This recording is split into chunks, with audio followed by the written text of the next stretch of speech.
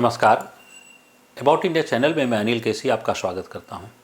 About India channel का वास्तविक उद्देश्य भारत के युवा वर्ग को भारत की संस्कृति और भारत की विरासत से परिचय कराना है। भारत की संस्कृति में हम लोग धर्म की चर्चाएं जो है वह कर रहे हैं, और जिसमें विभिन्न धर्मों की हम लोगों ने जो है वह चर्चा की, और प्ले लिस्ट में कई जो है वह धर्म के बारे में डिटेल जो है वह दिया हुआ है। और उसके अंदर अब धर्म की कुछ शाखाओं की भी चर्चा कर रहे हैं, और धर्म की कुछ शाखाएं भी जो है वह हम लोग पहले ही हिंदू धर्म के अंदर शाक्त संप्रदाय, शैव संप्रदाय, वैष्णव संप्रदाय आदि की चर्चा कर चुके हैं। आज जो हम लोग चर्चा लेकर आ रहे हैं वह है बौद्ध धर्म के अंदर हीनयान और महायान की शाखा। आखिर हीनयान महायान की शाखा जो है वह कैसी थी, क्या थी, और उसमें क्या अंतर था, और उसी के साथ साथ हम लोग उसी में एक वज्रयान की भी चर्चा करेंगे जो बौद्ध धर्म की ही एक शाखा के रूप में जानी जाती है। तो आइए हम लोग पहले जानने का प्रयास करते हैं कि हीनयान और महायान और वज्रयान क्या है। तो देखिए, ये पहली बात है कि बौद्ध धर्म के विकास के पश्चात जब विस्तार जो है वह हुआ तो सबसे पहले ये दो शाखाओं में जब विभक्त होती है। निश्चित है कि जैसे विस्तार होता है किसी भी धर्म का, तो नए भौगोलिक क्षेत्र जो है में विस्तार होता है, और नए भौगोलिक क्षेत्र में विस्तार होता है तो पर्यावरण यानी परिस्थितियां जो है वो बदल जाती हैं, और जब परिस्थितियां बदलती हैं तो निश्चित है कि उसमें परिवर्तन होना स्वाभाविक है। इसलिए बौद्ध धर्म में परिवर्तन आने लगे, और परिवर्तन आएंगे तो उसमें जो है वह निश्चित है विभाजन होंगे, और ऐसे ही विभाजन दो विभाजन के रूप में हम लोग देखते हैं कि दो विभाजन हुआ मूल रूप से। और उसमें से पहली शाखा जो है वह हम लोग हीनयान के बारे में कहें तो हीनयान का शाब्दिक अर्थ जो होता है निम्न मार्ग यानी छोटा मार्ग। छोटा मार्ग क्यों कहा गया है इसको भी हम लोग एक्सप्लेन करेंगे। तो यह मार्ग जो है वह भिक्षुओं के लिए माना जाता है, और यहां पर व्यक्तिगत निर्वाण की बात है, यानी एक व्यक्ति के निर्वाण की बात है। कौन व्यक्ति है? तो यह भिक्षु, यानी भिक्षु स्वयं के निर्वाण की प्राप्ति के लिए जो मार्ग अपना रहा है वह हीनयान कहला रहा है। ठीक है। और इस मार्ग के अंतर्गत बौद्ध धर्म के प्राचीन आदर्शों को उसी रूप में स्वीकार किया गया, यानी जो प्राचीन आदर्श थे, जो 6th सेंचुरी बीसी में जिन आदर्शों की कल्पना की गई थी, उन्हीं आदर्शों को लेकर जो है वह हीनयान जो है वह आगे बढ़ता है। तो ये भिक्षुओं के मार्ग यानी भिक्षुओं का जो सादा जीवन है, भिक्षा मांग कर जो है वह भोजन करना, इस प्रकार के जीवन को जो है वह स्वीकार किया गया, और ये व्यक्तिगत निर्वाण की बात जो है वह कही गई। इस शाखा में बहुत सारे ग्रंथों की रचना की गई है, और जो बौद्ध धर्म के अंतर्गत के जो ग्रंथ है वह पाली भाषा में। क्यों? क्योंकि जो है वह बौद्ध धर्म के अंतर्गत के प्रारंभिक ग्रंथ जो है वह पाली भाषा में लिखे हुए थे, इसलिए हीनयान ने भी पाली भाषा को स्वीकार किया। हीनयान के समर्थक बुद्ध की पूजा भगवान के रूप में नहीं करते हैं, यानी उन्हें भगवान मानते ही नहीं हैं, बल्कि उन्हें महापुरुष के रूप में स्वीकार करते हैं। एक महापुरुष थे, यानी भगवान बुद्ध भगवान ना होकर के महापुरुष थे, और महापुरुष के रूप में स्वीकार करते हैं। इस हीनयान की शाखा का विस्तार आज जो हम लोग देखें तो श्रीलंका में, म्यांमार में, जावा में, यानी जावा इंडोनेशिया का जो हिस्सा है वो जावा, वहाँ जावा कोई देश नहीं है सेपरेट, तो इन सब क्षेत्रों में जो है वह हम लोग हीनयान का विस्तार देखते हैं। महायान का जो है वह मतलब ही है श्रेष्ठ मार्ग, यानी प्रगतिशील मार्ग। और प्रगतिशील मार्ग जो है वह क्यों? क्योंकि यहां देखिए संपूर्ण संसार को मुक्त कराने का लक्ष्य रखा गया, यानी निर्वाण जो है वह किसको मिलना है? संपूर्ण संसार को। और हीनयान में क्या था? व्यक्तिगत निर्वाण। तो व्यक्तिगत निर्वाण जो है वह अपने आप में एक छोटी सोच, इसीलिए जो निम्न जो है वह मार्ग कहा गया, और संपूर्ण संसार का ही कल्याण हो, इसलिए इसे श्रेष्ठ जो है वह यह माना जाता है। संसार में सबका कल्याण हो, इसलिए इसे श्रेष्ठ मार्ग का दर्जा जो है वह मिलता है, और हीनयान को निम्न मार्ग का दर्जा जो है वह मिलता है।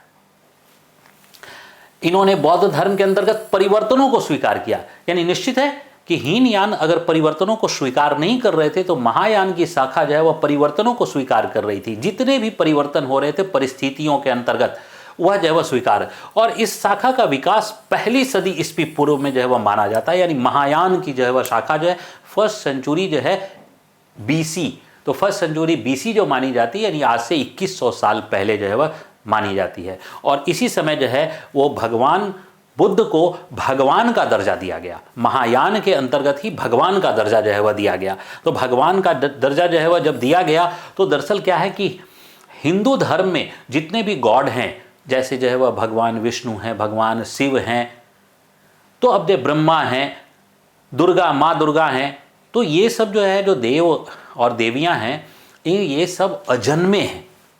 अजन्मे का मतलब है ये जो है न इनका जन्म होता है और न ही जो है वह मृत्यु होगी। लेकिन महायान शाखा में भगवान बुद्ध जो है वह क्या है, तो भगवान बुद्ध को भगवान का दर्जा तो दे दिया गया, लेकिन भगवान बुद्ध का जन्म हुआ और भगवान बुद्ध की मृत्यु हो गई। तो अब इससे जो है वह क्या हो गया, एक जो उनका कॉम्पिटिटिव धर्म है उसके जो गॉड हैं वह गॉड जो है अजन्मे हैं, न जो है वह उनका जन्म होता है न मृत्यु होती है। तो इसलिए भगवान बुद्ध के रूप बदले गए और कहा गया कि बुद्ध जो है वह जो है एक जन्म था। भगवान बुद्ध जो है वह क्या है, एक जन्म था। और भगवान बुद्ध के पहले भी बुद्ध आए हैं और भगवान बुद्ध के जन्म के बाद भी बुद्ध आएंगे। इस जो पहले बुद्ध आए हैं और बाद में बुद्ध आएंगे, इसी संकल्पना को बोधिसत्व की संकल्पना जो है वह बताई गई। इसी को कहा गया बोधिसत्व, यानी बोधिसत्व की संकल्पना जो है वह कई बार जन्म लेने वाले बुद्ध। तो ये जो संकल्पना है ये महायान की शाखा के अंतर्गत विकसित होती है। और महायान की शाखा में जो बोधिसत्व की संकल्पना आती है तो उसमें कई बुद्ध जो है वह को की चर्चा जो है वह की जाती है। मैत्रेय बुद्ध, अजिताभ बुद्ध, अमिताभ बुद्ध, अवलोकितेश्वर बुद्ध, इस प्रकार के जो है वह कई बुद्धों की चर्चा जो है वह की जाती है। और बुद्ध को जो है वह पूरी तरह देवता के रूप में जो है वह स्वीकार करके इनकी पूजा अर्चना भी की गई। इस काल में जो है वह इस काल में कुछ जो है वह ग्रंथ भी लिखे गए। तो ग्रंथ लिखे गए तो जो अब परिवर्तन है, परिवर्तनों को स्वीकार किया गया। पाली भाषा इस काल तक आते आते यानी फर्स्ट सेंचुरी एसी बीसी तक आते आते और फर्स्ट सेंचुरी एडी तक आते आते पाली भाषा जो है वह लगभग लुप्त प्राय हो चुकी थी। यानी पाली भाषा के बोलने वाले लोग कम हो चुके थे। इसलिए इस समय तक संस्कृत का प्रभाव जो है वह बढ़ चुका था। इसलिए महायान की शाखा में जो बौद्ध ग्रंथ लिखे गए उन सारे बौद्ध ग्रंथों में संस्कृत भाषा को जो है वह अपना लिया गया। यह भी परिवर्तन है, तो इन परिवर्तनों को भी स्वीकार जो है वह कर लिया गया। वर्तमान समय में इसी महायान शाखा का विस्तार हम लोग कई देशों में देखने को मिलता है। चीन में, जापान में, कोरिया में, कंबोडिया में आदि, यानी पूरे दक्षिण पूर्व एशिया जो है वह के जो देश हैं वहाँ पर भी, कोरिया में भी और जापान और चीन क्षेत्रों में जो बौद्ध धर्म विकास हुआ है वह महायान शाखा से ही हुआ है। अब यहाँ पर देखिए बुद्ध जो है वो भूमि स्पर्श करते हुए बुद्ध हैं। ये भूमि स्पर्श की मुद्रा है। इसके बाद जो है वह बुद्ध जो है यहाँ एक आशीर्वाद देते हुए बुद्ध हैं, जिसे हम अमिताभ बुद्ध जो है वह कहा गया। इसके बाद जो है वह बुद्ध जो है अवलोकितेश्वर बुद्ध, जिसमें जो है वह बुद्ध के जो है वह हजारों हाथ हैं। अवलोकितेश्वर, ये अवलोकितेश्वर बुद्ध का जो है वह रूप जो है वह। इसके बाद मैत्रेय बुद्ध, यह बुद्ध का मैत्रेय बुद्ध की मुद्रा जो है वह है। तो ये सब बुद्ध की अलग अलग मुद्राएं हैं जो महायान शाखा के अंतर्गत देखी जाती हैं। अब हम लोग बात करते हैं वज्रयान की। तो वज्रयान जो है वह क्या है, वज्रयान का शाब्दिक अर्थ जो है वह तड़ित का वाहन। अब तड़ित जो है वह शब्द का वाहन जो है वह है, तो यहाँ वज्र जो है वह तड़ित और उसका वाहन। तो ये दरअसल जो है वह तांत्रिक बौद्ध धर्म कहलाता है। यानी दरअसल जैसे जैसे बौद्ध धर्म का विकास हुआ, बौद्ध धर्म आगे बढ़ता चला गया। दरअसल हिंदू धर्म का प्रभाव बौद्ध धर्म के अंदर प्रभावी रूप से जो है वह देखा गया। हिंदू धर्म में पहले से ही जादू टोने आदि जो है वह प्रचलित हो चुके थे और खास करके जनजातीय समाज को जैसे जैसे जो है वह हिंदू धर्म ने अपने साथ जो है वह जोड़ा, जनजातीय जो है वह समाज की जो है वह कुछ प्रथाएं और कुछ संस्कृतियां हिंदू धर्म का जो है वह भाग बन गई। देवियों की अर्चनाएं जो है वह होने लगी हिंदू धर्म में, तो उसके साथ साथ तंत्र मंत्र जादू टोने जो है वह आते चले गए। यहां तक कि तंत्र मंत्र जादू टोने की चर्चा जो है वह अथर्ववेद में भी मिलती है और अथर्ववेद को ही जो है वह दरअसल जो है जादू टोने का ही जो है वह वेद भी कहा जाता है। तो जादू टोने की चर्चा वहीं से जो है वह हमें प्राप्त होने लगी और हिंदू धर्म जो है वह जैसे जैसे विकसित होता चला गया, जनजातीय समाज जो है वह को स्वीकार करता चला गया, यहाँ देवियों का रूप जो है वह बढ़ता चला गया, तंत्र मंत्र आदि जो है वह हिंदू धर्म में आते चले गए। इसी तंत्र मंत्र का प्रभाव जो है वह बौद्ध धर्म के ऊपर भी पड़ा और ये जो बौद्ध धर्म के अंतर्गत पड़ा, इसी तंत्र मंत्र की शाखा को हम लोग वज्रयान के रूप में जाने जाते हैं। अब जादू टोने को स्वीकार किया गया और केवल जादू टोने को स्वीकार ही नहीं किया गया बल्कि उसकी शिक्षा दी जाती थी। बजाबते जो है वह जो है एक एडुकेशन के रूप में जो है वह प्रचलित था, तंत्र मंत्र। और तांत्रिक विद्या जो है वह का जो शिक्षा का केंद्र था वह विक्रमशिला विश्वविद्यालय एक बड़े केंद्र के रूप में जो है वह विकसित हुआ था। यह विक्रमशिला विश्वविद्यालय हम लोग जो है वह वर्तमान में बिहार के भागलपुर क्षेत्र में जो है वह देखते हैं, जहां जो है यह विक्रमशिला विश्वविद्यालय था, जहां तंत्र मंत्र की वज्रयान शाखा की जो है वह हम लोग चर्चा करते हैं। विक्रमशिला के बारे में हम लोग अलग से एक सेपरेट वीडियो में जो है वह हम लोग जानने का प्रयास करेंगे अलग से।